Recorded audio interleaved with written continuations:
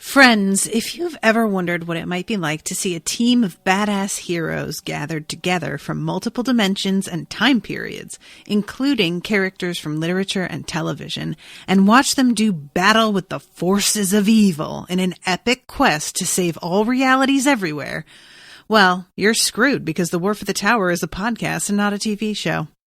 However, if you have a good enough imagination to translate spoken word into mental pictures, you're in luck. The War for the Tower is an actual play podcast set in the world of Stephen King's Dark Tower. It's so good, even Stephen King wishes he'd written it. Just kidding, that's totally a lie. Find it on your podcatcher of choice or at warforthetower.com. This is an Unspoiled Network podcast. This is Unspoiled, covering Doctor Who, Season 5, Episode 5, Flesh and Stone. In this episode, it turns out the angel did get into Amy's head. In the most literal way. It's horrible. I hated it. Also, the doctor loses his cool a little bit. A lot of it. Welcome to Unspoiled.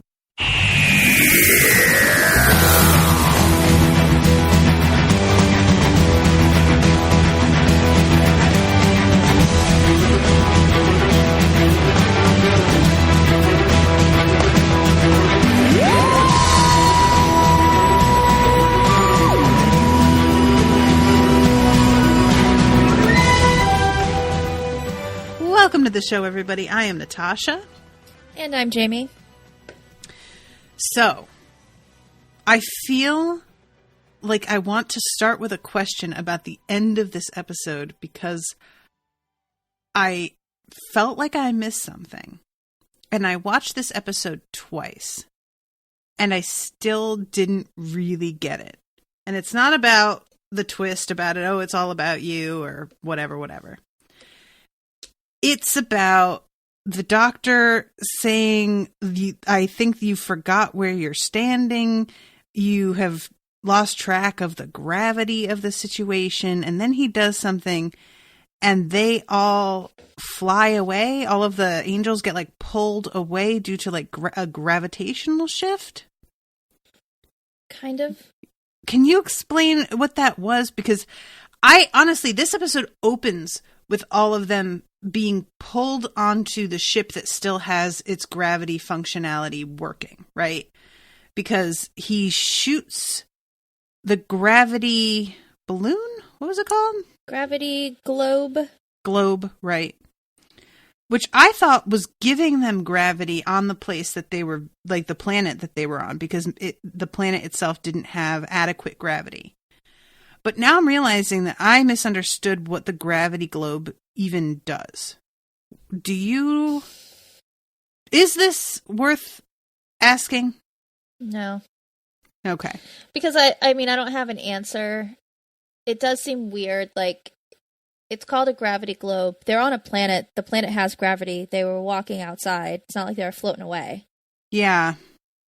So, and the gravity globe seemed to like provide light. Yeah. So I didn't understand its function because it was like, well, it's floating. So you're calling it a gravity globe, but it's floating.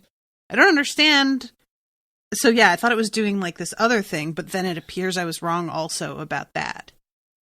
So apparently I'm looking at the notes at the end of the episode to see like what exactly, how it's explained in here. Okay. It says, so they have Amy grab onto something, and River and the doctor also grab onto something. The Angel Bob wants the doctor to sacrifice himself. Right. The doctor reminds them that they've been draining all of the power from the ship, including that of the artificial gravity. And then I guess he notices that it's basically the artificial gravity in the ship is wearing out. Okay. And so them holding on means that they're not going to get sucked into the gravity of, I guess, the crack in time.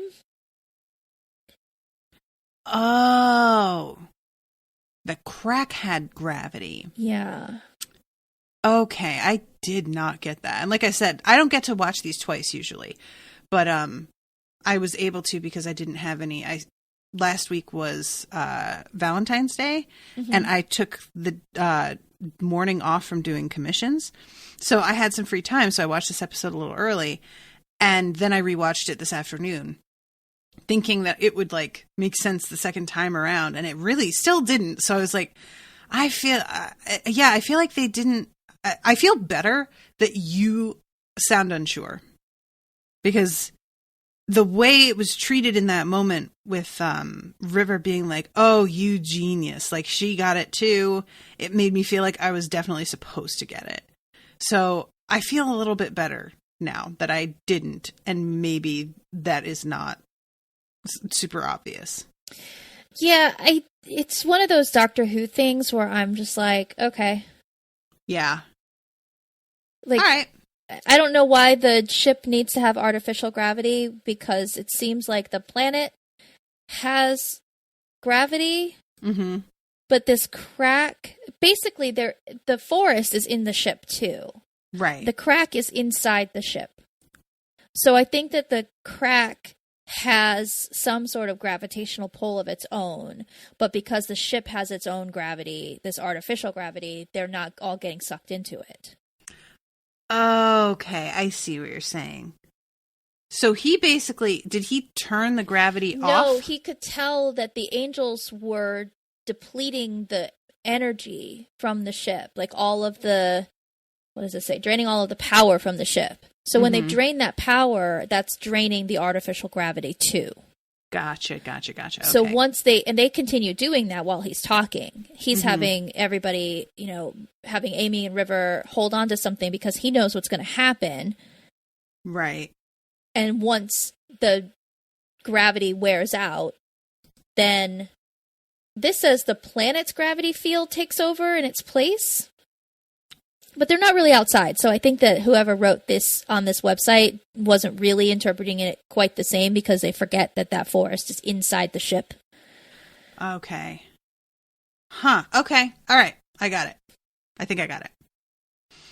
So yeah, I just wanted to get that figured out, because that was something that I felt a little bit confused about, and I thought a second view would help, and it didn't. Otherwise, I really liked this episode, and I found it very tense.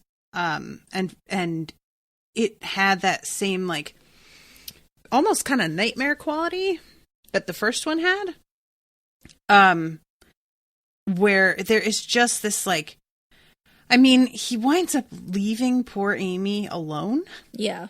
And that moment of her literally not even being able to see, not being able to open her eyes. I mean, does it get worse than that while you're being left alone? Kill me. Literally kill me. That sounds like a nightmare. Doesn't it sound like, I feel like that would be something where I had been left alone, and I was trying to see, and I couldn't see anything, or I couldn't open my eyes. I'm not kidding. That sounds like a nightmare to me. So I felt like this really worked because of that.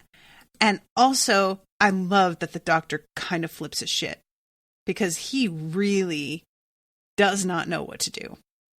And we have seen him at a loss before, but I don't feel like we've really seen him lash out at other people when he's been at a loss. It's been either when he doesn't know what's happening, there's either this sort of gleeful curiosity, or there is a cold sort of panic that he shuts down and goes inside his head and is thinking and thinking and thinking. And there's just you can detect that he is panicking. But this is really the first time that I feel like we've seen him yell. He bites River's head off at one point. Mm-hmm. And I felt it. There are times where he has been a real dickhead, and I've been so irritated and get over yourself, stop acting like this, you're fucking annoying. And this was one of those times where him biting her head off, I kind of was like, yeah, what do you fucking want him to do? Seriously, the man's doing what he can do. He doesn't know. I don't know what to tell you, you know? So there were some elements of this that I really liked. Good. And I should mention that I didn't realize that River Song's last name is Kingston, the actress, which is my last name right now. Mhm. So I kept seeing her name pop up when I would press pause, because there were a couple parts that I like rewound a few times because I found it hard to understand what people were saying. And it would pop up at the bottom and it would say something Kingston, and I'd be like, wait, what? And then I realized that it was her, and I got distracted because I thought that they were like being like, Natasha Kingston, here are some more like choices for you. And I was like, stop talking to me. Oh, you're freaking me out. No, Alex Kingston. Yeah. So yeah, everybody has been like, due to him shooting the gravity globe for some reason, pulled up onto the ship upside down, like against it. And then they drop through this hole that he opens into a corridor where they are brought upright again. And it is a pretty great sequence because they go into this corridor, but the only way to like close the doors and open the next set of doors is to cut the power for a second. And all of their flashlights have gone out. So they are going to have to rely on the gunfire to give them enough light to slow the angels down before they get through that doorway. And honestly, this freaked me the fuck out. It was very well done. I really do enjoy the Sir Jorah being like, you trust this man? Yes. So he's not some madman. And she just says, I trust him. Yeah. Correct response. And meanwhile, he continues to hang it over her head that he is going to tell the doctor who she really is. And at this point, we still don't know what that means. By the end of the episode, we really still don't know what that means. All we know is that she was in prison for murdering a dude. I suspect it's the doctor that she is supposed to have murdered. But how would that work? I have no idea. But there's just like the way, like, oh, she killed a man, a hero to many. You don't want to know. And then she looks at him. I killed one of the best men I've ever known. And I'm like, all right, guys, it's pretty clear you're talking about him. I don't know how that works, but it very much feels that way. So we'll see how that goes. But it feels like it was projected pretty heavily. Okay. And he is really like threatening her every step of the way until finally, at like 2/3 of the way in, he's just like, yeah, I'm not going to go with this like, oh, we're engaged thing anymore.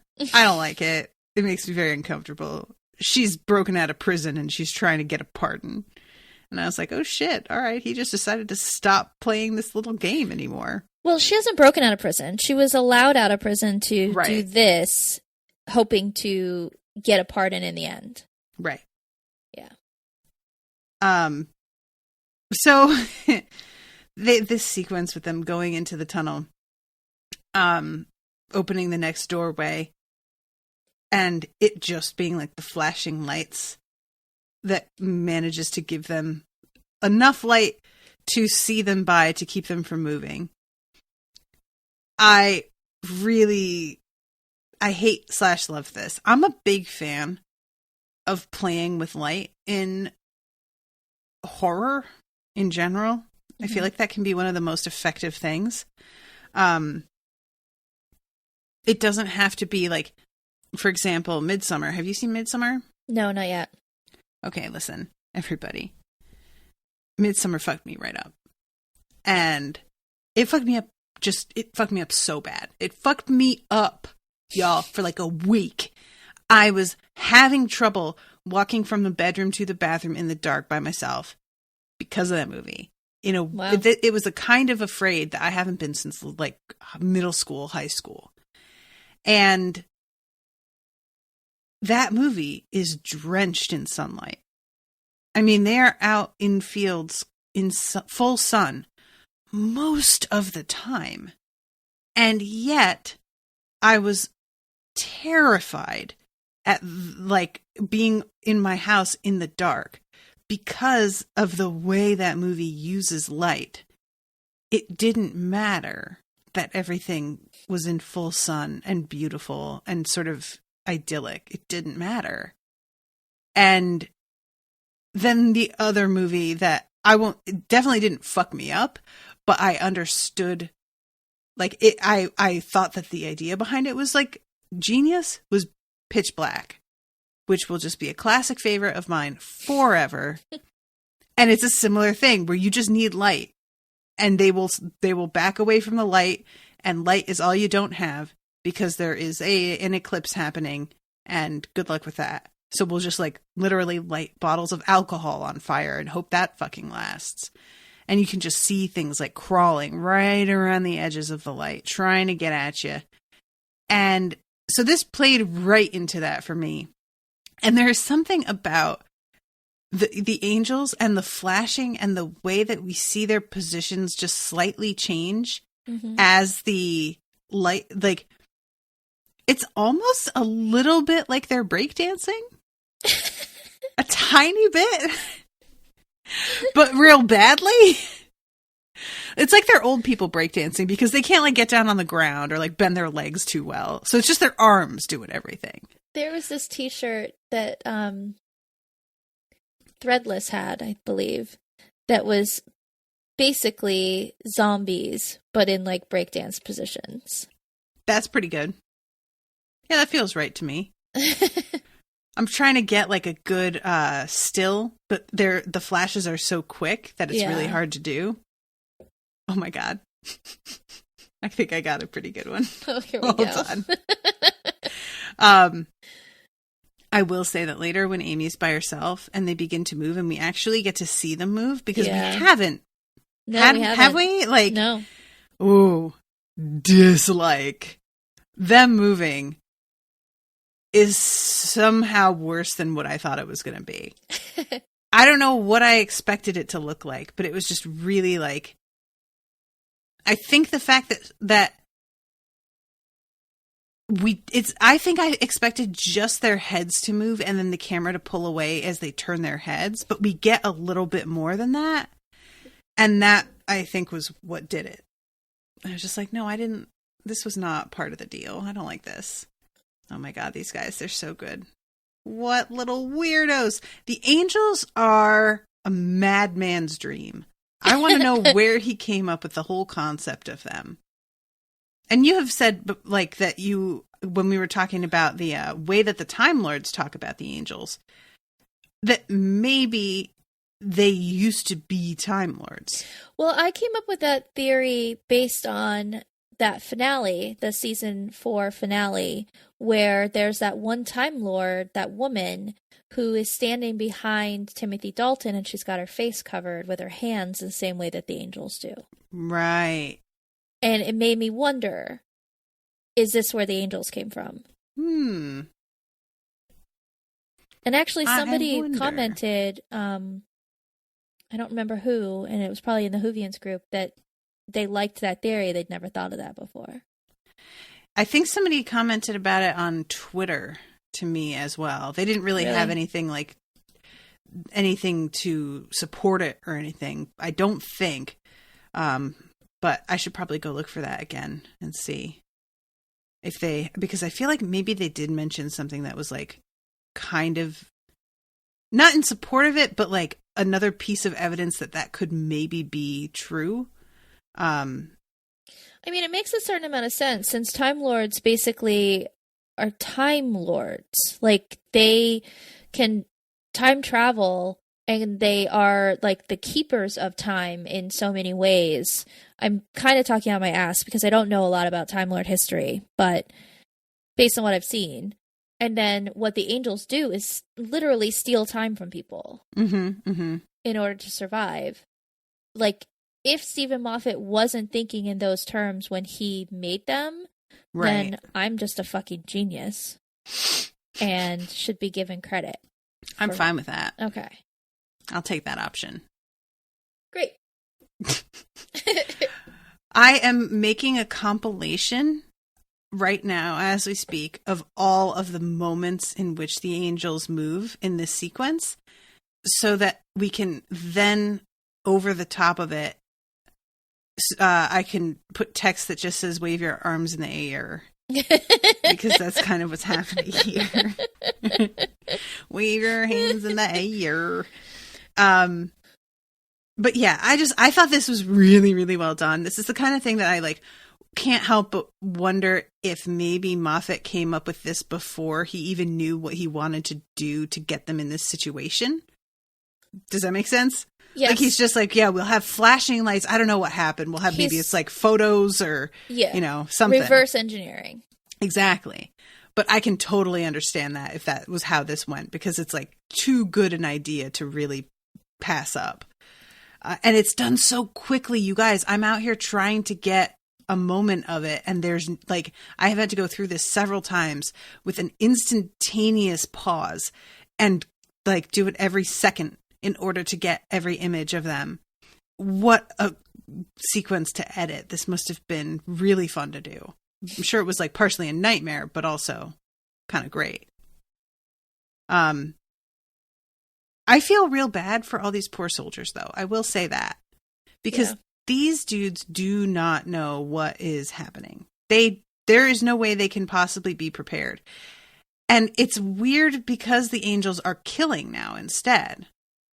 So yeah, they're acting differently because they used to just like basically consume a person's energy and transport them to another time. Yeah, and they're like potential. Yeah. And like that was enough.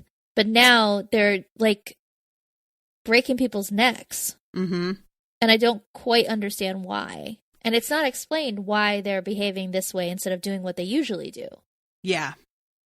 Yeah, I feel like it's kind of being said that like they're so desperate for any energy that they're taking over entire bodies because of that, but it doesn't totally make sense to me. I'll say that.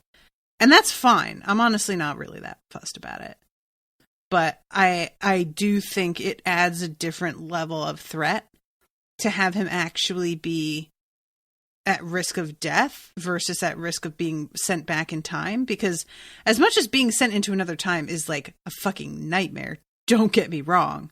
I mean, that's just so anxiety inducing to even think about right now. It's not the same as like, oh no, this piece of stone is going to wrap its arm around your neck and then twist. Like, I'm sorry. I'm just a little bit more afraid of that than being sent back in time. What can I say? Call me crazy. Yeah. So let's see. Where do we go from here? I'm trying to find the next moment. So they wind up inside and they have the door closed behind them. And poor Sir Jorah really thinks, oh, I've got this magnetic like stop that will keep them from being able to turn the door. There's like a giant, what would you call that? It's like a huge wheel mechanism to open and shut them. I can't think what they're called, if there's like a word for that. I think it's just called a wheel. It's like, it reminds me of like a vault door or something. Or like the doors on submarines, I think, maybe. Yeah. And it's really like funny because the doctor is no fool. He seems to be perfectly aware that they'll be able to handle this, no problem. But Jorah really thinks that they have gotten inside this area, and so they are now safe for the time being. And nope, that ship begins to spin anyway. And I really hate that. Can I just say that? I really hate that it just begins to spin. And it's slower. Yeah, it's slow. So it's just like this, it had been tunk, tunk, tunk, tunk, tunk, tunk, tunk, tunk, and then it goes tunk, tunk, and I'm just like, oh, rude. Because now it's way more threatening. Now you've slowed it down, now it's scarier. I hate it. Anyway, so the doctor he's trying to figure out, oh, this is right, when they figure out that the angels have an oxygen factory, as River so helpfully puts it. They say, well, they need to breathe. I wasn't aware that they had to breathe. I'm a little surprised by that, to be perfectly honest. Did you know that they breathed air? It's not for the angels, it's the ship. Oh, it's the ship. Yeah, they say it's this says the Doctor and River realize there must be an oxygen factory on board to supply the oh my god, I cannot talk. I'm so sorry. To supply the passengers with air. So instead of having like a limited amount of air on the ship, it must be one of those ships that travels very long term. Okay. So it has an oxygen factory to create oxygen instead of having to use tanks or whatever. Gotcha. I thought for some reason that this is something that like the angels needed. No, I don't think so. Okay, I get you now. I really like, so the angels probably could survive in any atmosphere then. Yeah, I think so. As long as do they just attack humans? I don't know. I wonder if they go after other things as well. We haven't seen them around any other creatures. Yeah, that's true. No, because whatever these Applans were, they had 2 heads that attacked all of them. Oh, yeah, you're right. Huh. Yeah, you're right. Okay. So I'm wondering if it's like a certain level of intelligent life that they go after, or if that also doesn't matter. Well, so many questions. Yeah, there's lots of questions. I would imagine if your sole purpose of survival is using the potential energy of the thing you're consuming something that has its own sort of motivations and sentience. Yeah. Probably matters more than like a dog. Yeah. That makes sense. Okay. I like it. All right. So they find this, this forest, and it's like also like a power. What is it that he calls it? Cybernetic. Right. I always really like this idea. This is something that's happening in the Broken Earth series that I'm covering for Spoil Me. There is a connection between technology and actual living plants. And so their cities are really heavily forested, and buildings are made out of like entwined vines and branches that have like a consciousness and are able to respond to human needs by feeling what you are asking of them in that moment, which is such a wild idea to me. And this sort of reminded me of that, even though it's like obviously not on that kind of level. But yeah, I just this forest inside, I wonder, it's got to be just a set, I would imagine. In the notes that I on the site, it said that this was filmed in the Forest of Dean.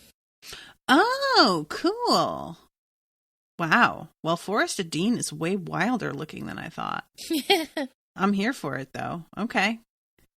All right. So we have the doctor. Oh, right. And this is when you start to notice.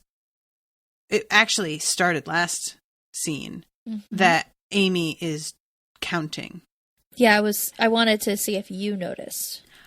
When she Hard said not 10 to at first. Instead, and he had said 4, I was definitely like, bitch, what the fuck was that? Like immediately just like, what's that? And then a second later, it's nothing. And I was like, all right, I guess they just had her like not know how to count. I don't get it. And then later when she says 9, then I was like, all right, nope, time out. Don't like any of this. Don't want any of this. The really brilliant thing about how she does this, how Karen Gillan performs it, is just how conversationally she says these numbers. Yeah. In the tone of whatever she's reacting to. Yep. So I think maybe the 9 is the one where she's got sort of a laugh in her voice. Mm-hmm. Because she's like amazed by this forest. Yeah. And that's just such a brilliant little piece of direction, whether it was in the writing or that the director had her do it that way, or if she decided this is the way I'm going to play this. Mm-hmm. Just so great, because it can almost be unnoticed. Yeah, I could kind of see if somebody didn't quite pick up on it. I found it really noticeable, but at the same time, I would get it. I am always a fan of very subtle pieces of behavior being used like this. I think that they can be so unsettling. Mm-hmm. And I like the fact that at this point, the doctor has started to notice, because at first I was kind of like, all right, if they don't notice soon, and I have noticed, I'm going to have a problem. I'm not going to like it. But he notices pretty quick. And at that point, so has River. Mm-hmm. So when she tries to say, I didn't say anything, and River's like, yeah, you did. I was really glad that both of them have started to zero in on it by this point. Because, I just need to know that we are in capable hands that will notice something that strange right off the bat, you know? Yeah. And it's really, the part that I found the most unnerving was when she tries to be like, I'm 5. I'm 5. 5. I'm fine. And when she says fine and her voice kind of breaks because, you clearly are not. Yeah. That really got to me a little bit, you know? And the fear in her voice, it was like she was a little kid, a tiny bit, you know what I mean? Oh, yeah. It's really amazing that these 2 episodes were the first 2 episodes that they filmed together. Mm-hmm.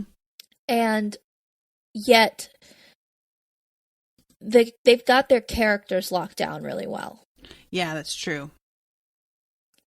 Because we have known them for now 5 episodes. So we can see the subtle differences in Amy's behavior, and we're getting used to the new doctor. But for them as actors, these were the first things they shot. Mm-hmm. And so they were creating these characters, and yet it fits right in with what we've already seen. Yeah, that's got to be a really weird way to work. I wonder how actors feel about it working that way. One of our listeners left me a message in the Whovian group saying that another reason that they filmed these 2 episodes when they did, why they did them first, was because both Matt Smith and Karen Gillan were very nervous. And they wanted to do these episodes with River so that they could have Alex Kingston on set to really sort of ground them in what their roles should be. And because bouncing off of River is going to develop who you are as a doctor, especially. Okay. I think it was more for Matt Smith's benefit. I think he was very, very nervous. Aw. Because this was the first big thing he ever did. I think he was a theater guy before this. That's precious. Yeah. I like it. I like knowing that there are stars who are nervous because, they aren't used to being stars yet. Mm-hmm. But it's endearing. And this is this was so high profile. Yeah. Becoming the doctor. And this was when the BBC did a big push. BBC America did a big push where it went from being a sort of culty sort of thing to they screened the first episode in theaters with audiences, with Q&As with Matt Smith and Stephen Moffat and Karen Gillan afterwards. They did a big media push ahead of time so that they got a lot of attention. And I'm sure that the actors were aware that, we're trying to push this more mainstream than it has been. So that's even more pressure. Because not only are you taking over the role of this iconic character that has been beloved for 40 years, but now you're internationally going to be the face. And it's not just going to be a sort of niche show anymore. Yeah, no pressure. Yeah. On this poor guy who was 26 or something. Yikes. All right, so let's see. I'm trying to find where is a good spot to sort of, because we have the doctor and he's trying to figure out the, oh, that's right. He gets in the conversation with Angel Bob because he has realized that she is counting down. Mm-hmm. And so he is like, hey, Bobby, what's going on here? Why are they having her count down? And Bob says, to make her scared, sir. And he says, why? For fun, sir. Which I honestly found so chilling. His delivery of that line, I thought was really good. For fun, sir. Nope. No siree, Bob. Get it? I'm so clever. Fired. But yeah, honestly, there was something about that really did sort of chill my blood a bit when he just said, for fun, sir. Because he's got no real emotional inflection in his deliveries of these lines. And that is both, probably a result of just not exactly being a human anymore. And also, I would assume that the angels don't exactly have, like, the inflection because they don't have, I think, emotion the way that I expect them to. I don't know if that's true or not. I'm sure they don't have emotion. It's like, because there's at one point they start laughing like fucking hyenas. So they have enough emotion to laugh, but well, so other than Voldemort. Yeah, that's true. All right. I mean, Voldemort. You got me in there. The movies. Don't remember him laughing. In the books, he laughs. Did he? Okay. Yeah, he's the one. He's laughing in Harry's like memory when he first encounters the Dementors. You know that, like, how Harry has that like memory back in his. So yeah, all right. But oh man, when they start laughing, what a creepy moment. Oh man, I loved it. There's just this fucking horrifying screeching and everybody being like, what is it? Oh God, what is it? And he says, it's hard to explain, but the closest I can get is the angels are laughing, sir. Again, having Bob be able to speak on behalf of these angels is a pretty genius move. I thought that added a lot to it. It's still scary with them not speaking. And if you had asked me, what do you think is scarier, speaking or not speaking? I would definitely have said not speaking. I would be wrong. This is better. I'm sending you, I made the little like sequence thing. Okay. And it's pretty good. I like it. It's just the movement and the closing in on one particular angel's face before they manage to like get through the thing. I really like it. It's so freaky. That's really good. I like it too. So, yay. So as they realize that, because he says, like, we're going to take over and basically take the energy of everything. And the doctor is just like, listen, buddy, slow your roll. I know you're real ambitious and shit, but like, there's definitely not enough power on this ship for you to pull that off. What are you even talking about? And that is what makes them start laughing. And he's like, there is a lot more power on this ship than you know about. And they're finding it really fucking funny that you still haven't figured out what's going on here. And this is when he sees the crack. And I really want to find a different word for it. But it's what it is. It's a crack. I just find it hard to take it seriously when we're just like, and then he sees the crack. You know what I'm saying? And then she became afraid because the crack is following her. Like, I'm sorry, it's funny. I want there to be like a fissure. No, because then you think of anal fissures, which is also part of a crack. Oh my God. What about? You are 12. I am. Thank you for noticing. Have we met? Yes. Let's do thesaurus. What does thesaurus find for crack? Break? A break? What? Oh, the first result for crack is like the equivalent of being like, oh, he's a crack detective. So it's like ace, adept, superior. No, guys, come on. You know what I'm talking about. adroit answer. They don't even have the crack I want on the first page, nor on the second page. Aperture. Here we go. Breach. That would be better. Okay. What do you think? Sure. A breach in time.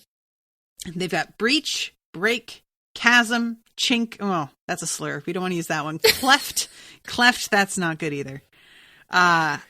Crack, cut, fissure, gap, eye. Interstice. Then we can sound like we're like hipsters. We're trying to say interstitial, but like it's the interstice. You know? Orifice. No, thank you. Perforation.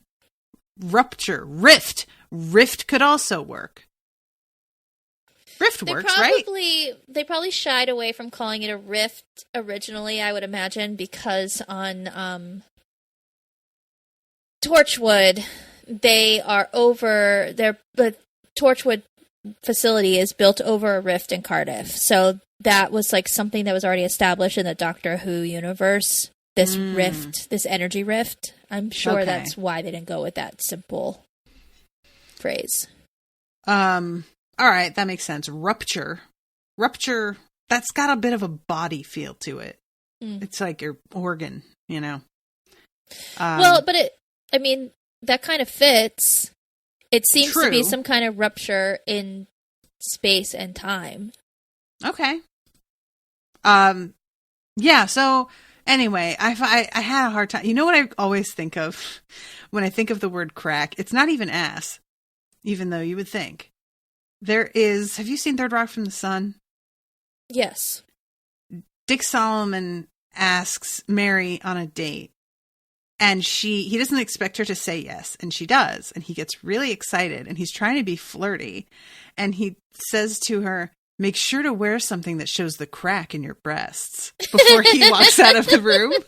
And she like collapses in horror as he's leaving because she's just like, just the wording of it is so awful. And that is all I could think of. That show is genius from beginning to end. It just is. So anyway, yeah, that was what was on my mind here. Okay. But yeah, so he's trying to figure out what the hell this thing even is. He's got the screwdriver out. And meanwhile, the whole ship is moving. And this is because they are draining power from it? Or is it because they're all like landing on it? Because it started to shift around wildly during this moment. Maybe a bit of both? Or maybe it's the rift itself that's doing this. Maybe. So yeah, he uses his screwdriver to try and figure something out about it, and when he looks at the data, that's extremely very not good. Which is a pretty good line. And he makes everybody else leave without him as he listens and tries to figure out what's behind it, what's going on. And when he turns around, there's like 6 angels behind him, and they're coming at him from totally opposite directions so that he cannot possibly keep his eye on all of them at the same time. Mm-hmm. I hated it. Oh, I hated it so much. And then one of them grabs him by the jacket. And my immediate response is like, you better just take the jacket off, dude. What are you doing? And sure enough, that is what he does. Yeah. Tells him never let him talk. I mean, that's just a good idea with most like people who are your opponents. It's just not a good idea. He'll just spout off nonsense and distract them from what he's actually doing. Because he can't help himself. Yeah. just acts like this is no big deal. I'm just going to talk about the weather a little bit. But while I do that, I'm going to pull my arm out of this jacket. You're not going to pay attention because I'm just, dazzling you with my words. I love when he says, never let me talk. And then he scampers off like a little hobgoblin into the woods. Like, it's just a really, all I wanted was like a as he ran away, Meanwhile, the rest of the team that has already headed into the woods in the ship, they are like noticing that Amy is doing not so great. Can I just say that Amy's acting as if she is not doing so great got to me. This bitch looks like she's about to projectile vomit all over everybody. Mm-hmm. I don't know if they did her makeup in addition to make her look paler, or if this is just how she looks most of the time. I feel like it's how she looks. I don't think it's makeup. She does look a little waxier. I thought so. I couldn't decide. Like she suddenly looks sick. Yeah, it's like, this is definitely the look of somebody that you're walking home after going to the bar and you're like, oh shit, hold on, guys. Like, you have to make the whole group stop and pull over as this person gets it out of their system so that you can continue. And you're definitely not being allowed in the Uber when somebody has this expression on their face. The driver is like, no, sorry, thank you, but no. Sidebar. When I lived in Phoenix, my roommate and my friend Melissa and I went out to this bar in Phoenix, which was probably further than we should have been driving, just because, and Jamie couldn't drink because she drove, and I just wanted to go to this bar because the bartender was smoking hot. And Melissa drank a lot of Long Island iced teas.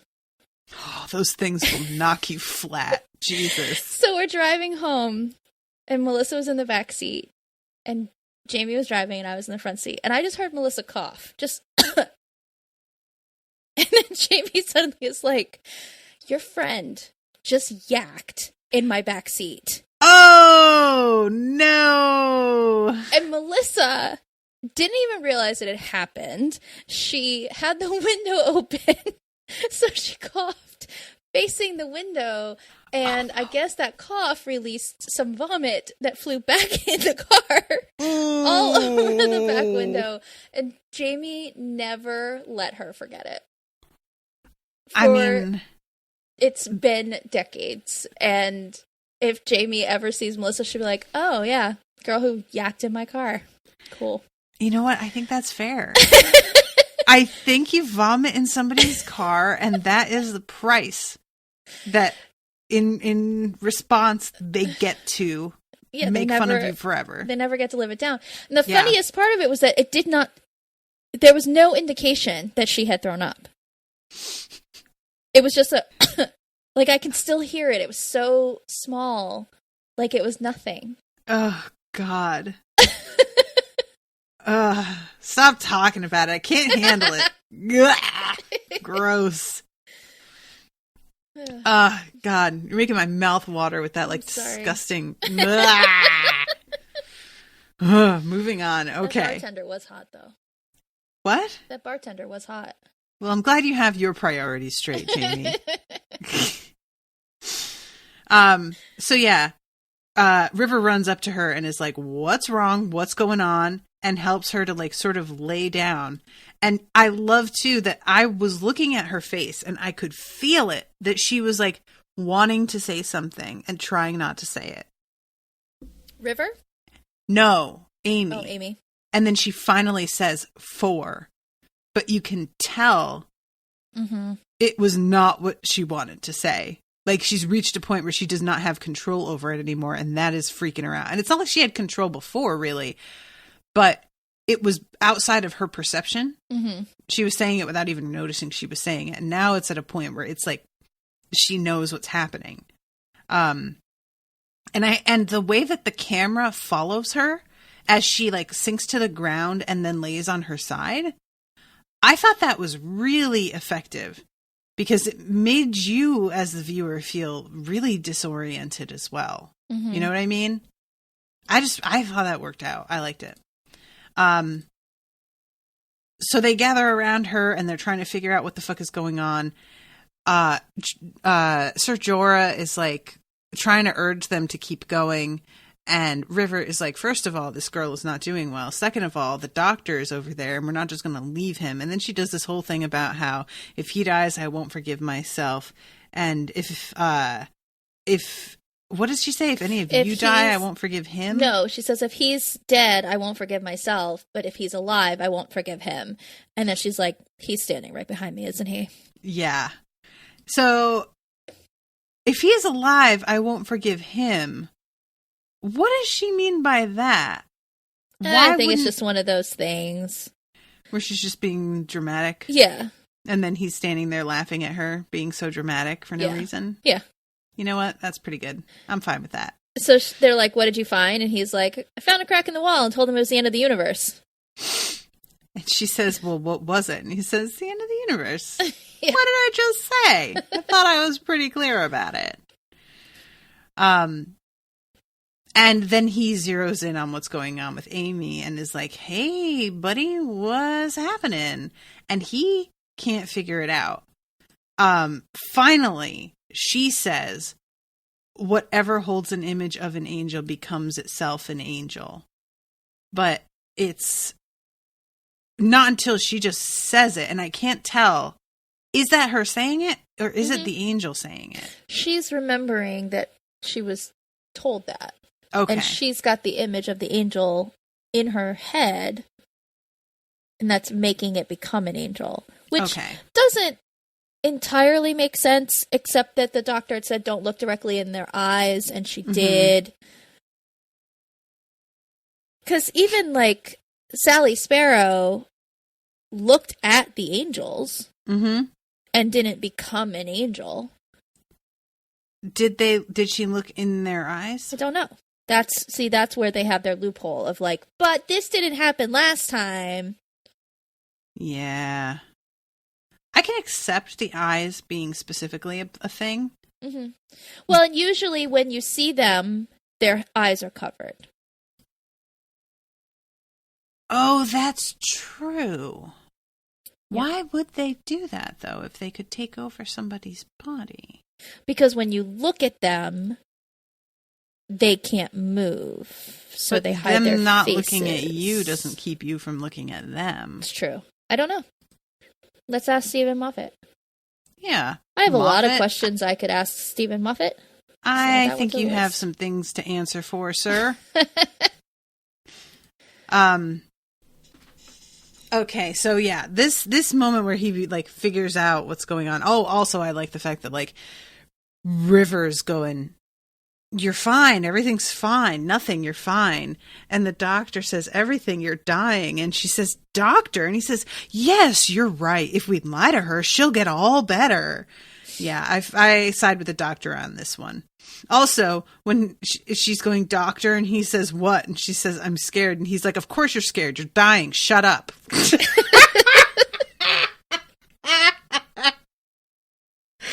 Oh, that fucking cracked me up.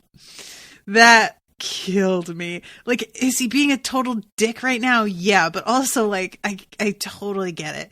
When you're in a moment like this, I mean, I would love it if somebody would go through this episode and just count up the number of times that Amy's only line is, doctor? Oh, that's funny, because I think it was... Oh, God, who was it? It's one of our listeners said she was going to do that with this episode specifically because she wanted to turn it into a drinking game.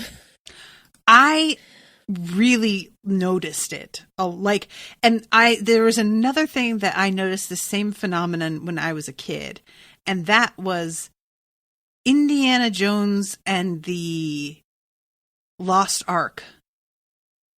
What is it called? The Crusaders? Indiana Jones and the Raiders of the Lost Ark? Raiders of the Lost Ark. And the woman in that, Indy! Indy! Indy! Like, that's like 50% of her lines is just yelling his name out in terror or concern or needing his help in some way. And I mentioned it when I was a kid. I was like, probably like 9, and I was like, she just keeps yelling his name this whole movie. And my mom started cracking up because I guess I just like kind of pointed it out and she hadn't really noticed it. But that definitely was a bit of a thing here where I was just like, all right, can they give her something else to say? Come on, guys. Like, Jesus, get a little bit more creative here. This poor kid, all she's doing is saying doctor over and over again. And she gets some more stuff later. It kind of cools off in a bit until she has to walk with that sensor thing, and then it comes back again. It was Vanessa McNamara who said that she wanted to count up how many times someone says or yells doctor. Okay. Well, Vanessa, if you do it, let me know, because I'm gonna say it's over 50. I think. But that may be a little bit too much. I don't know. But I'm curious, it feels like they just need to remind us she's in the room sometimes. You know what I mean? Amy? Yeah. Like there's some times where it's like she just doesn't really have anything to do here, and the doctor is running around talking at 30 miles an hour, and they just need to be like, oh yeah, she's also here, and she's also trying to figure out what's going on. Let's have her say, Doctor? Yep, there we go. Now we remember she's here. Moving on. So he tells her that in order to stop this thing from taking over, essentially, she has to close her eyes, which does not make any sense at all. Let's all just call a spade a spade. If the image is in her head, it's in her head. Her eyes being open has nothing to do with it. Right? Am I right? Yeah, I did question how it makes sense that just closing her eyes would make the image go away. It's just going to keep her from seeing more. Exactly. And I did not understand later when she is not looking at the angels. Is it because there is an angel in her head and the other angels can sense that? Because they just let her walk by them, even though her eyes are closed and she cannot see them. Why do they allow that? I don't have an answer to that either.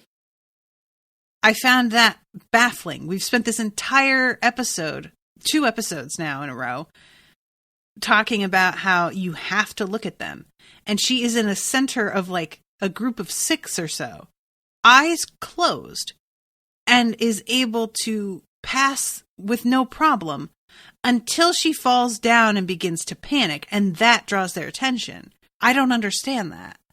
Why would her panic draw their attention? It's not supposed to matter.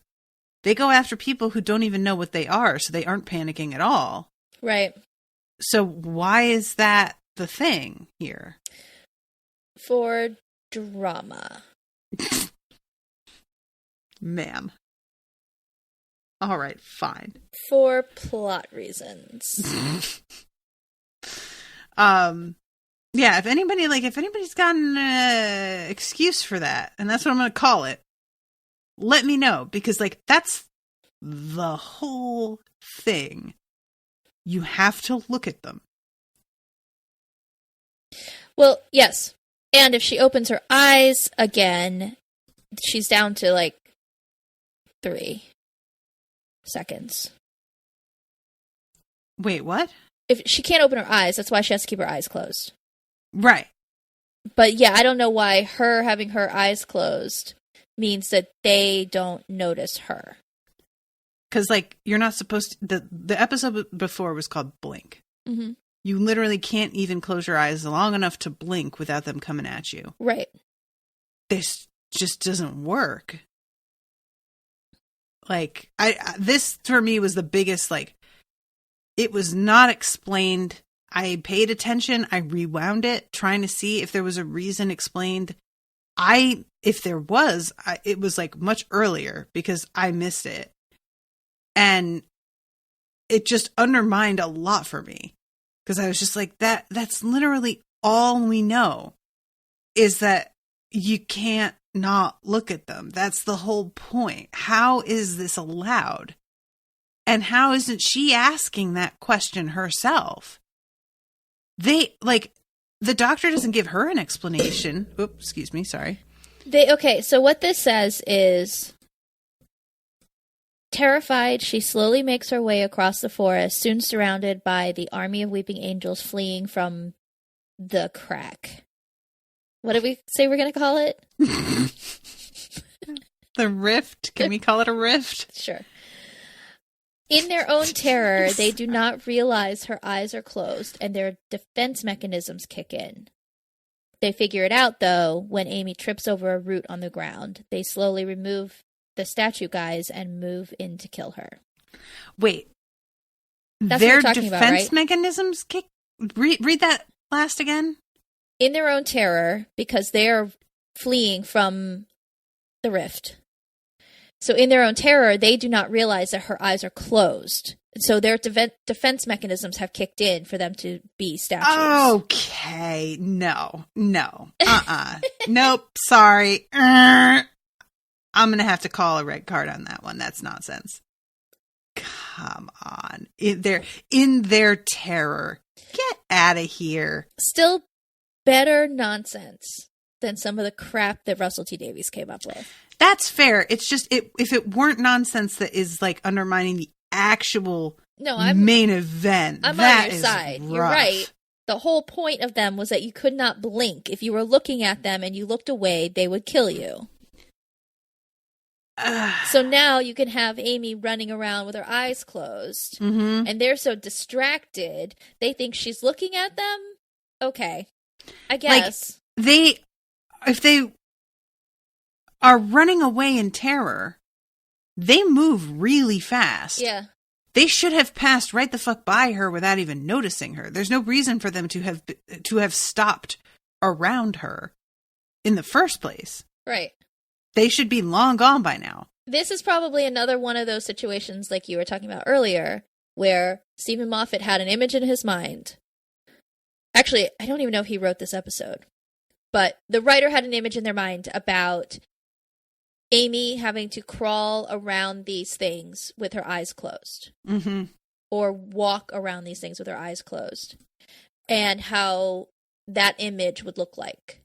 Like, that's interesting. What if she can't see them, but she has to maneuver through them silently? It's not interesting because it just doesn't work. Right. But I think they had a picture in their minds. Like, this is going to look really cool. This is going to be really tense and scary. Ugh. And didn't really put a lot of logic into, like, why would this even be possible? Yeah, it's just like if you have it, you can't have it be that she can't see them and has to move around them anyway if the sight is the only defense that she has. Also, I mean, I really like this episode, but leaving Amy in the fucking forest when she can't open her eyes was never a good idea. No. Yeah, that was one thing that I was like, and he's like, I made a mistake. I shouldn't have left you there. And I'm like, yeah, I would really like an explanation of what you thought you were doing. Like, if they needed to have somebody there to experience what happens with the three guys that are protecting Amy, with Crispin, Philip, and Marco, and Pedro. There's 4 of them. If you needed that so that we understand, like, something happens, they go towards that rift, and when the rift consumes them, everybody who knew them 2 seconds ago has completely forgotten about them. Mm-hmm. That's the whole reason that Amy was left in the forest. Right. So leave River in the forest because she's not, like, disabled by not being able to see. Have the doctor take Amy where he's going. And with Octavian, too, so he's got, like, somebody to help her along. And then have River back with these soldiers trying to figure out the rest of this. And then when, this doesn't work, or this is what happens when they go towards it, everybody forgets about them. Well, now I'm going to run through the forest, and oh, shit. Now there's some angels, I need to sneak by them. Mm-hmm. But have it make sense. Yeah, even if there wasn't anybody around, I mean, I guess there has to be somebody around in order to ask him about the guys that he has forgotten about so that we know he has forgotten. Because I was going to say, even if there wasn't anybody around, we had the guys who got killed at the beginning of the last episode who we see and nobody else does. So that still would have kind of been okay. Yeah, we needed to have somebody be like, no, what about XYZ, Marco? Yeah. And Pedro being like, who's that? Yeah. But you don't have to have it where then you're leaving this defenseless person stuck in the forest. And you have the information to bring back to the doctor. Every time somebody went towards that thing, they were completely erased. Nobody around them remembered them anymore. I will say that as far as that build up, I thought that was well done. Yeah. With her asking, like, well, what about so-and-so? And him just being like, what are you talking about? There was nobody else here, I promise. And he like clearly, obviously really believes that it's not him fucking with her. That's like one of my, one of the things that like gets to me the most during either horror movies or just movies that are really sort of like thrillers is the trope of gaslighting a person into thinking that something didn't happen. That really freaks me out. There was that movie, The Forgotten, or I can't remember, but it was Julianne Moore. And it opens up with her looking at a videotape of her kid that died. And she's still in mourning, clearly. And she goes to put the tape in the next day because she watches it every day. And when she puts the tape in, there's nothing on it. And she goes to her husband and is just disgusted. And like, apparently he has not been super supportive of her watching it all the time because he feels like it's like slowing her progress with her grieving. So she goes to him and assumes that he has erased it and is really angry. But then when she confronts him about it, he gets really upset. And then it cuts to her at the psychiatrist's. And he's explaining to the psychiatrist, she still thinks that that tape had something on it. She's still talking about this kid that we never had. And it turns out that there's this whole other thing happening where she has, you know, this idea that they had a child who died. And her husband is telling her they never had that child at all. And she has like kind of cracked and has been mourning a child that didn't even exist. And it fucks you up because it makes you realize how much what you know about yourself is dependent on what other people also know about you and are what they say and how they perceive and whatnot. And that just is unnerving.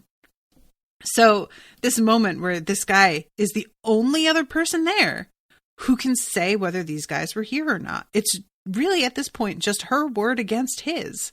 Mm-hmm. And if there was an impartial party standing there, what are they going to think? Who are they going to believe?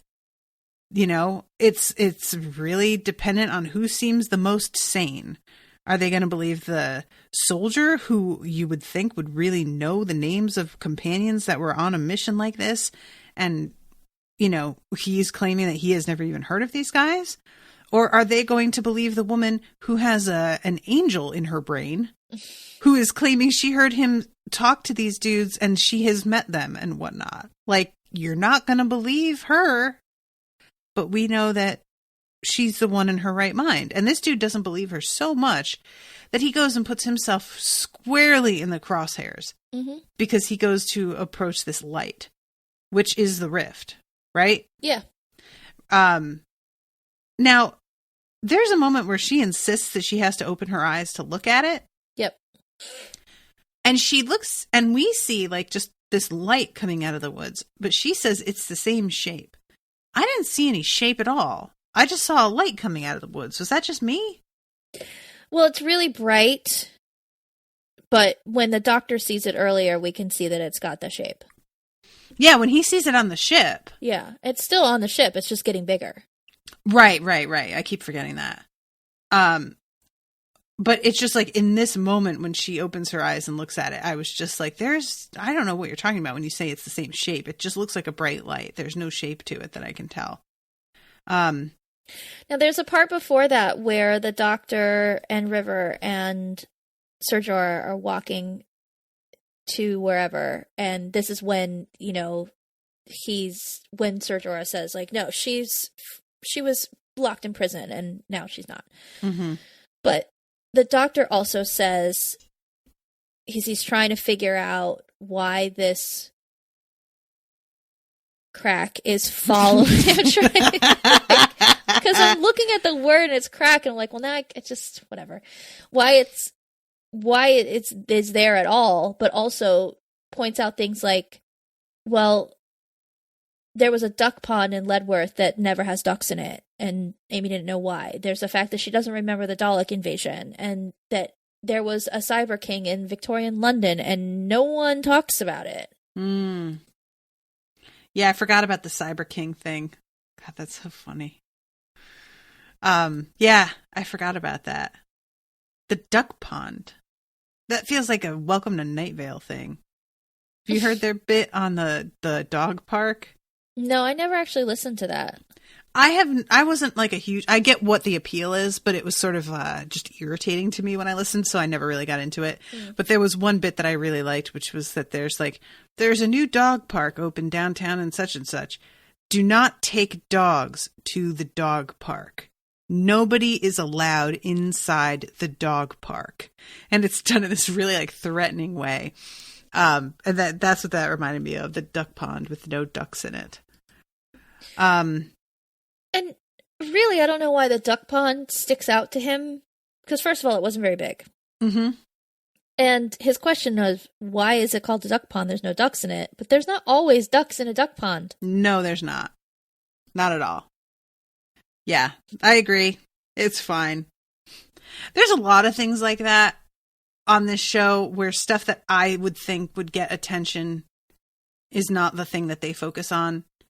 Like, you know, it's just, I just sort of have to roll with the conceit of whatever it is that gets the doctor's attention is whatever I am also supposed to be paying attention to, I guess. But I won't pretend that I don't find that frustrating sometimes. Yeah. So he took a scan from the fissure. The rift. We kept saying rift. Just say rift. Help me out. From the gap. And it says that there's going to be a temporal explosion in Amy's time. Right. And it gives a date, June 26th, 2010. Right.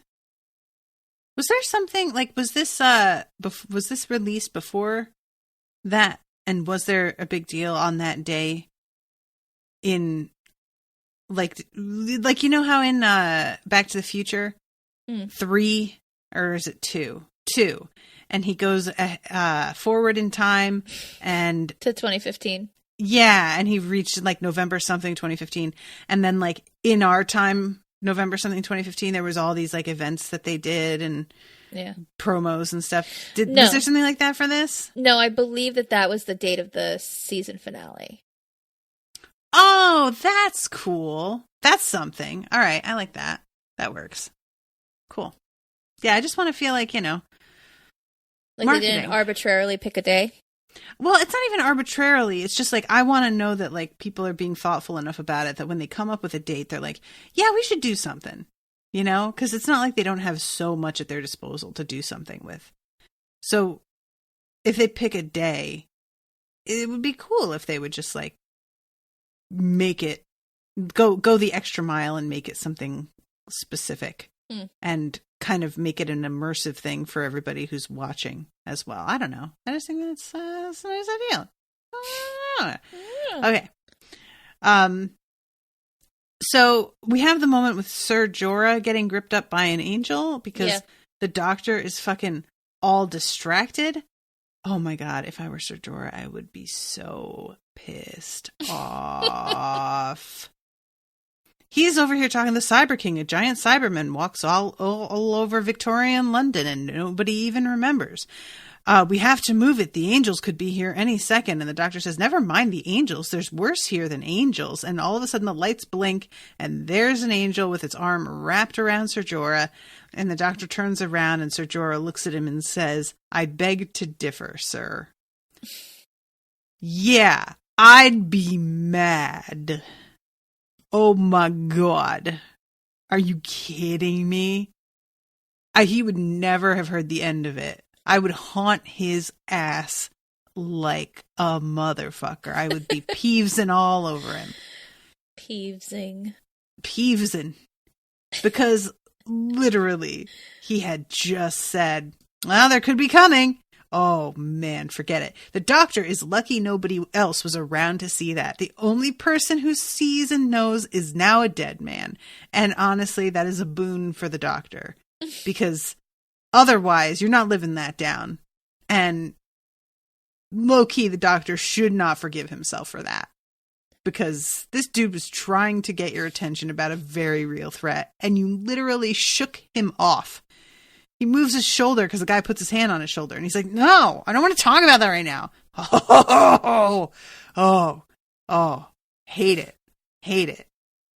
So he winds up confessing about this woman having killed somebody and that he was a hero to many and a great man and yada, yada, yada. But he doesn't want to like actually say who. And the doctor asks him if he can wiggle out, which he cannot because it's too tight. Can they break angels?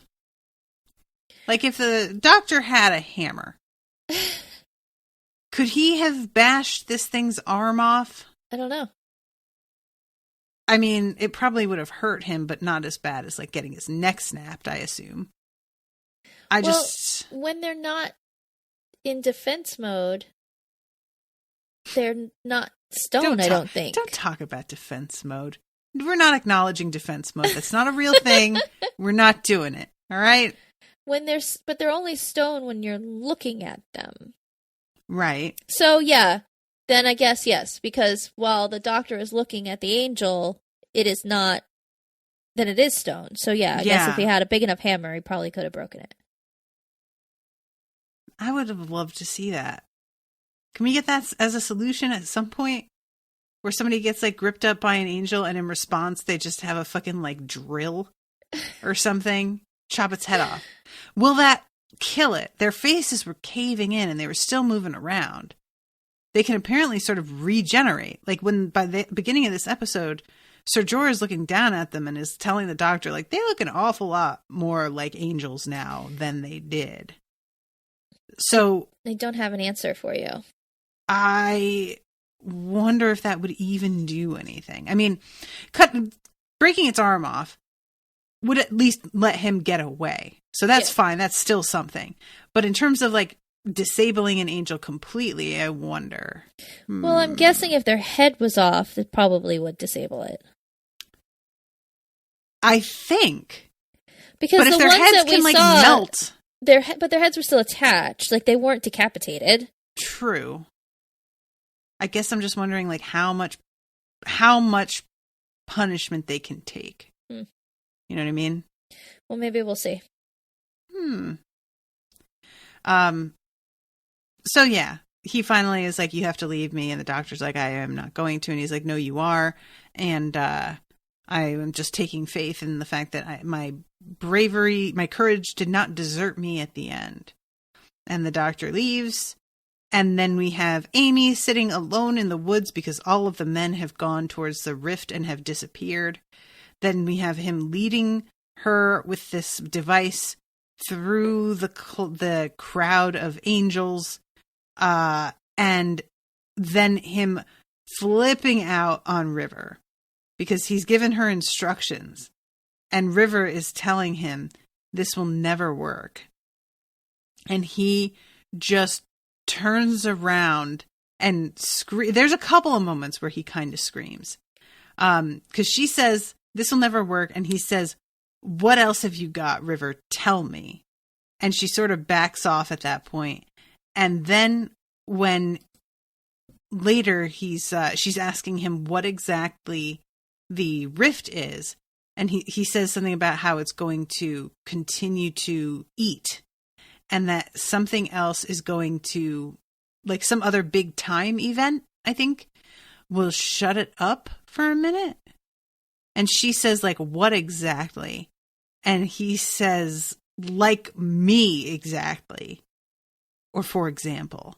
And he really screams at her. Yeah. And I liked it because his scream at her, like I said, this is not the scream of an arrogant man. This is the scream of a man who has a lot of pressure on him and is doing his best and does not know what else to do.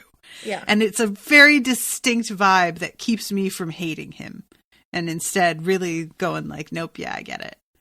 And I liked it.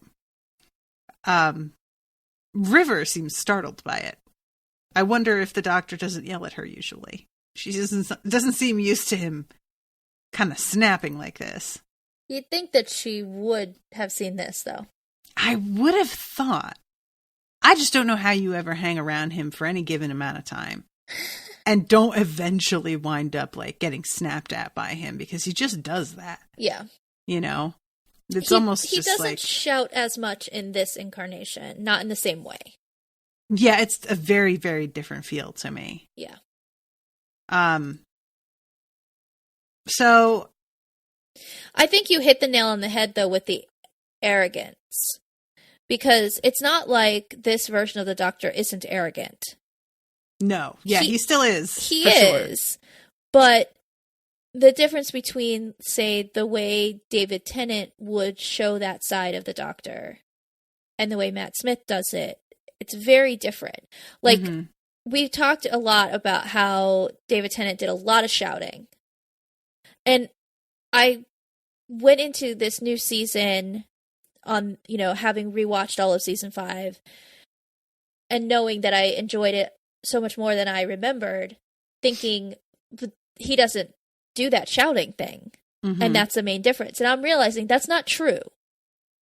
He does shout on occasion, but it doesn't feel like gratuitous.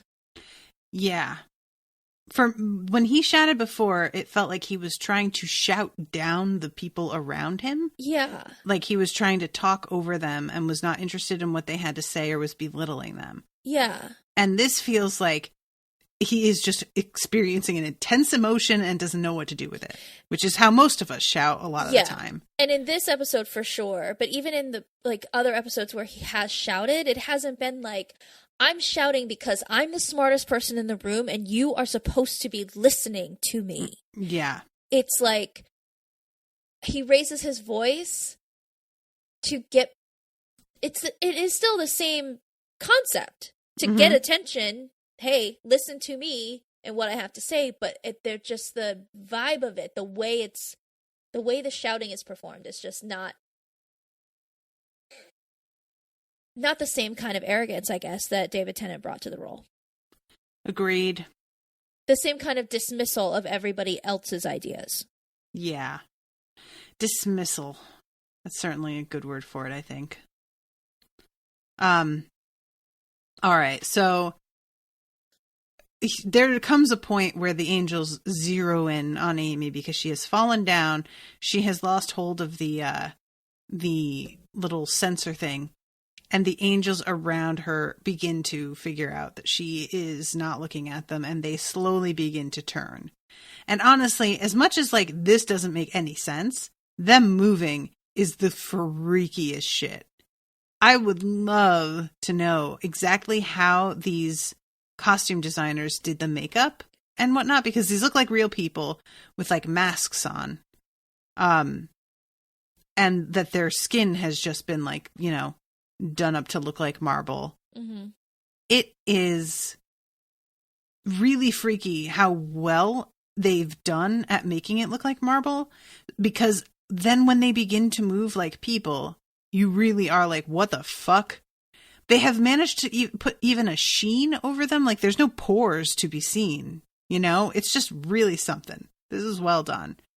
And she's keeping her eyes closed, and one of the angels has its hand very nearly around her neck. And then all of a sudden she gets teleported inside the ship. Which is what River has been trying to do. The Doctor said that's not going to work. Yeah, he literally tells her, it's broken, you're wasting your time. Yeah. Well, sir, how about you eat some of that crow, sir? And when it happens, then he's like, I could kiss you. And she's like, well, maybe when you're older. Maybe when you're older. I feel it. I like it. I like her responses to these things. I'm really glad that she didn't listen to him. He's out here just trying to be like, yeah, I know everything and do what I say. And she's like, yeah, I don't think so. I'm going to do what I fucking think. I get the feeling that that's a huge part of their dynamic. Yeah. Is that agreed. He's like, no, I'm smarty smart. And she's like, psh, all right. Smarty smart. Well said, ma'am. But she's just like, okay, yeah, you're smart. You know who else is smart? Me. Moi. I am the one. She's a good match for him. It's one of the, I don't like when it feels kind of forced. The whole Martha thing with the Doctor felt really, really forced to me. Yeah. And this doesn't. And it's in large part because of how the performers play their roles. Mm-hmm. But also because I believe the dynamic. Yeah. I I definitely agree believe with that she is very capable and very smart and very tricksy, for lack of a better term. Like, she's gonna get her way out of things. Like, she's not entirely, based on these episodes, like, maybe not 100% a good person, Mm-hmm. but she's not a bad person. And she's kind of like a spy. Yeah. Yeah, I would agree with that assessment. Tricksy. Tricksy. Sure, I like that. Wicked. False. Oh, No, God, yeah. For a second, I was like, why does that sound so familiar? I got it. I just love River. I said it in the last episode, too. She's one of my favorite characters in anything ever. Yeah, I just like the fact that I would love to know where she learned to do so much of the stuff that she knows how to do.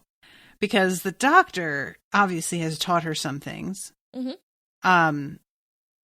But when she says that she was taught by the best on how to to steer the TARDIS or how to fly Mm-hmm. it, and he smiles and gets smug looking, and then she's like, "Yeah, it wasn't you. You were not there that day."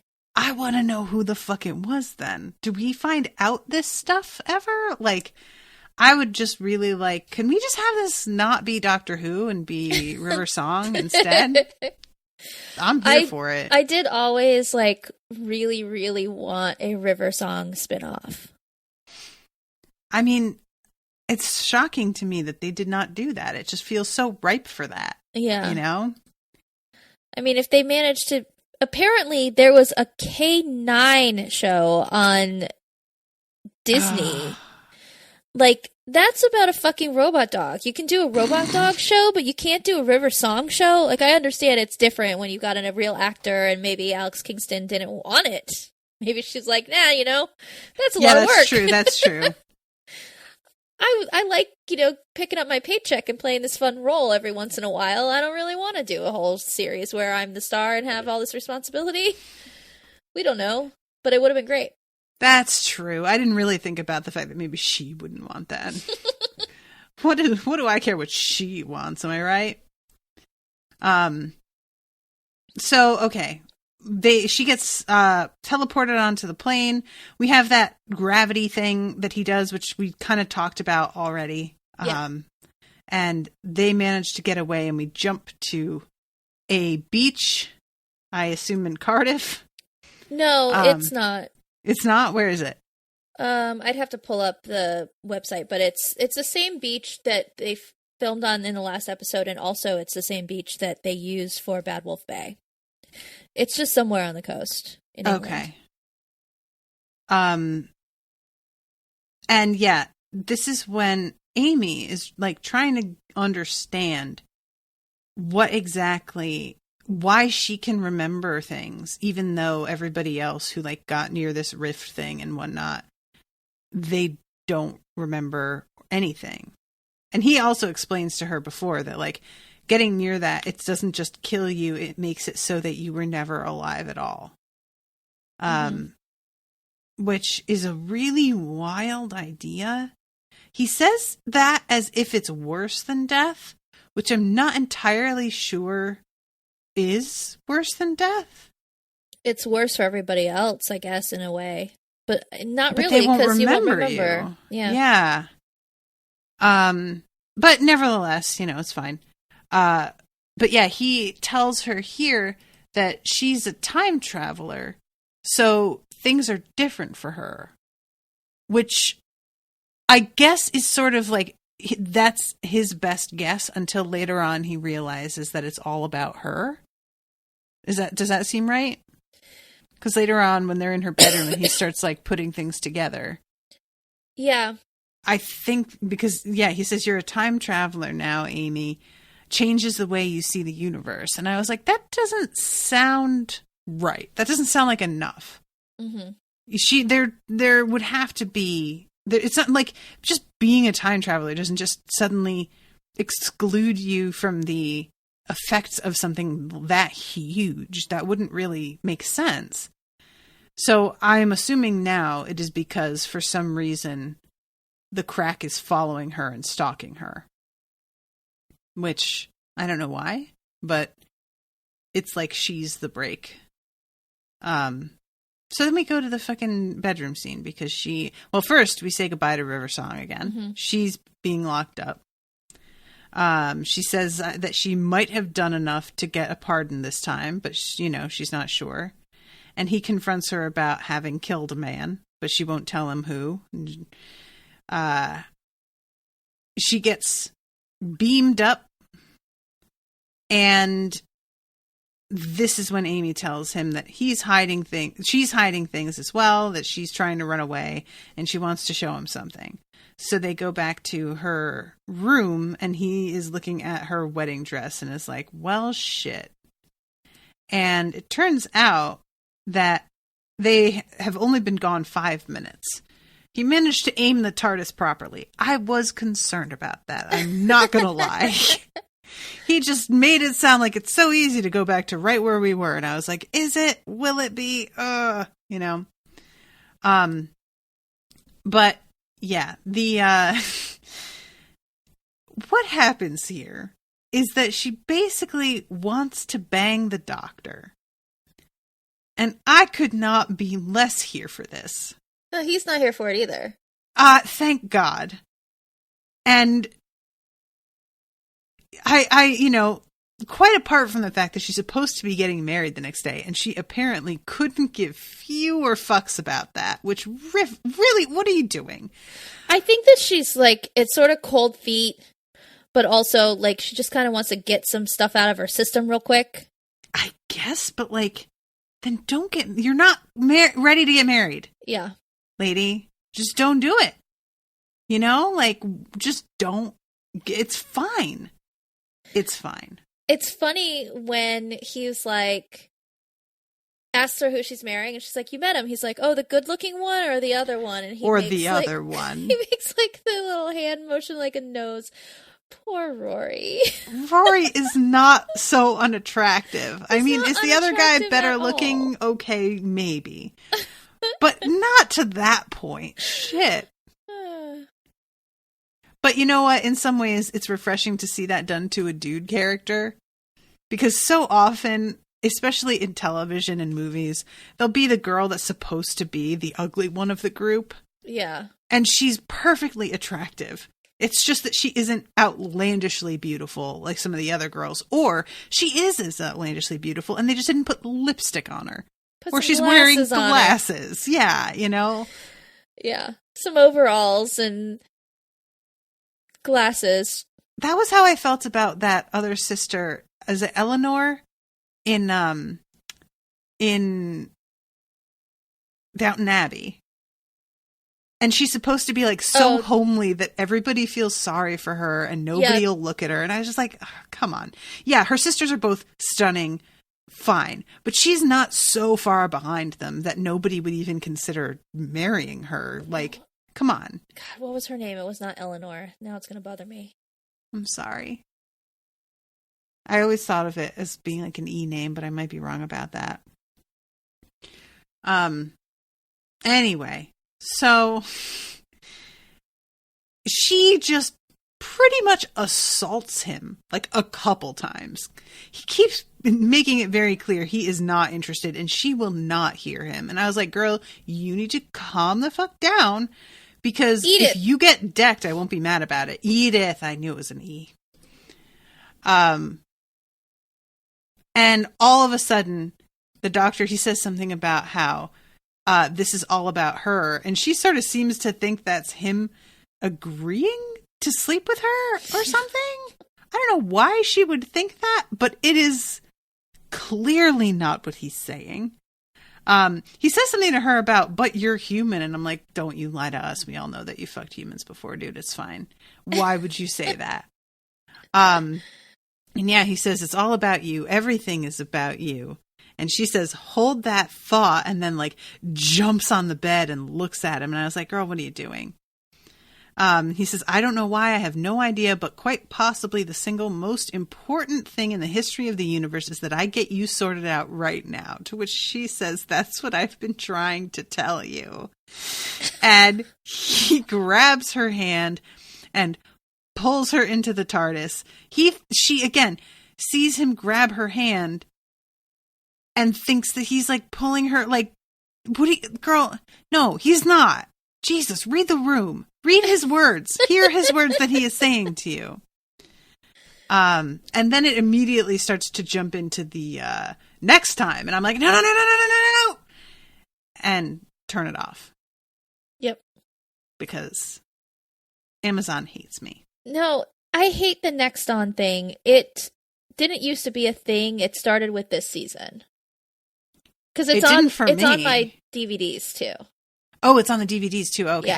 Yeah. Because the previous, like, it's been doing this for me for a lot of episodes. And I have to, like, rush for the fucking remote. I think it mostly started with this season. Okay. But it may have started with some of the specials, possibly. Gotcha. Okay. Yeah, so that's that. Yep. I have a couple things. Okay. River says to the doctor, you, me, handcuffs, must it always end this way? That's right. referring to the Forest of the Dead. The Forest of the Dead. She handcuffs him to something, I believe. Oh, I don't remember that. Okay. And then she mentions the crash of the Byzantium when she meets the 10th Doctor. She says, have we done the crash of the Byzantium yet? And they had not. That's this. Okay. That's fun. And we don't have any reviews, but Boo. we've been doing this all British actors are in all the same things bingo. Right. And we have a winner. Ooh. Who is it? It's Melanie. Melanie! Yes. I couldn't ask for a nicer winner. So congratulations, Melanie. I have ordered all of the little things I wanted to put in your prize pack. So once I get that, I will reach out and get your address and send that to you. There's an actual prize pack? Yes. Jamie, you're precious. I love you. That's adorable.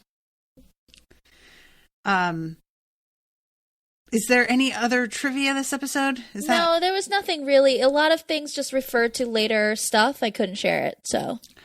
Okay, cool.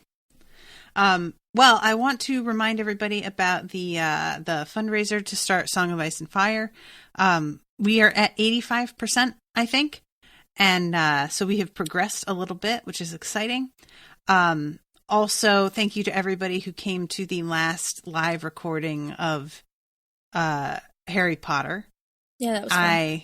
It was really fun. It was like too short. We had 2 hours and it was still not enough. You guys kind of barely talked about the book. We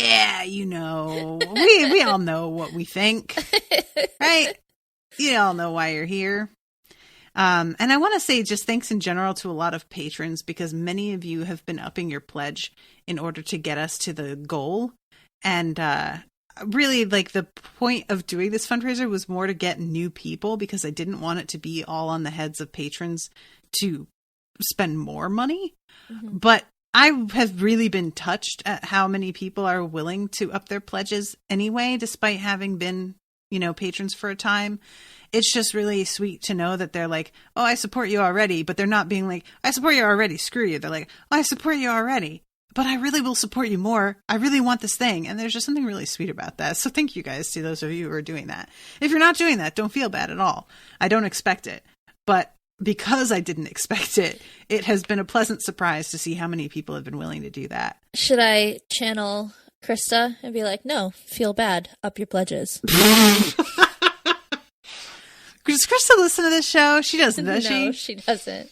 Oh, man. Because if she heard that, she would just be like, yeah, thank you, Jamie. I appreciate you. But yeah, thank you to the 2 new patrons that I got this past week, Rachel Sloan and Citizen of Denial, which is a pretty good name and hashtag relatable.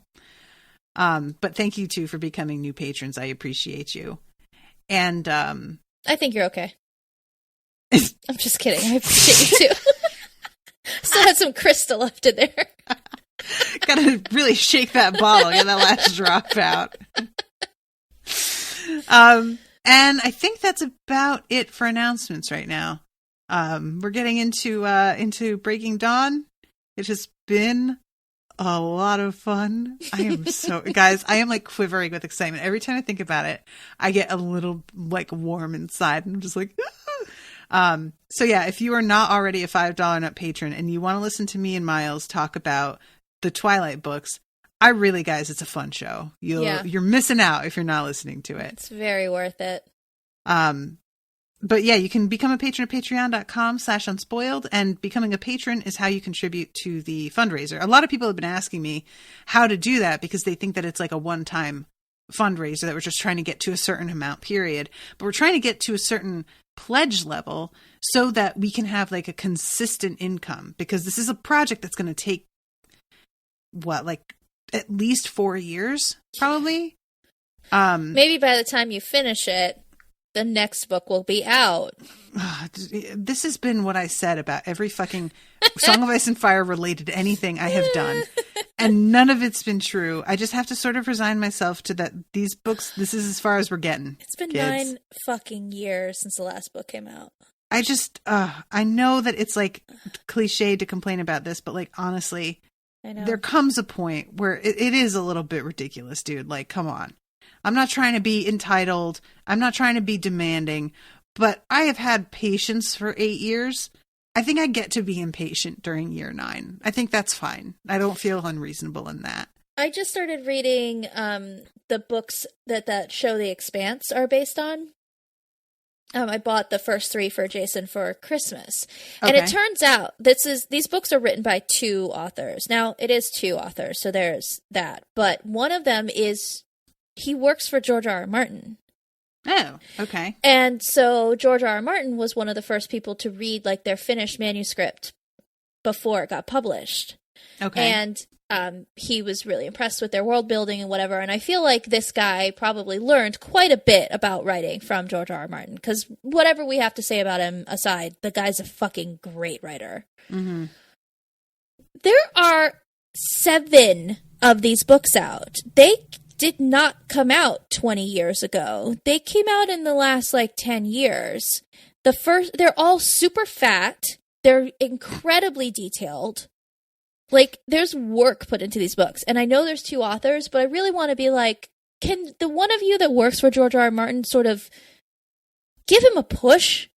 Show, look He's at more than a push at this point. Look at what we've managed to accomplish in the time it has taken you to not yet finish The Winds of Winter.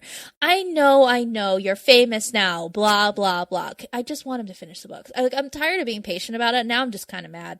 This is what I mean. Yeah. 8 years patient. I was really patient. I really thought he was going to be a complete troll and put The Winds of Winter out when the series ended as a fuck you to those jackasses that made that show. And then I was wrong, and now I'm even angrier because I was wrong. I had faith. I like it when you get mad like this. I was wrong, and I'm mad that I was wrong. I am. I'm mad at myself. Relatable. Yeah. I'm really just angry at myself. And really, it's just, I want to read the book. I just want to read the book. So badly. All right, guys. Well, we're going to wrap up. We love you. I hope you enjoyed the show. And we will see you next week with a new episode. Yep. Toodaloo, motherfuckers. Bye.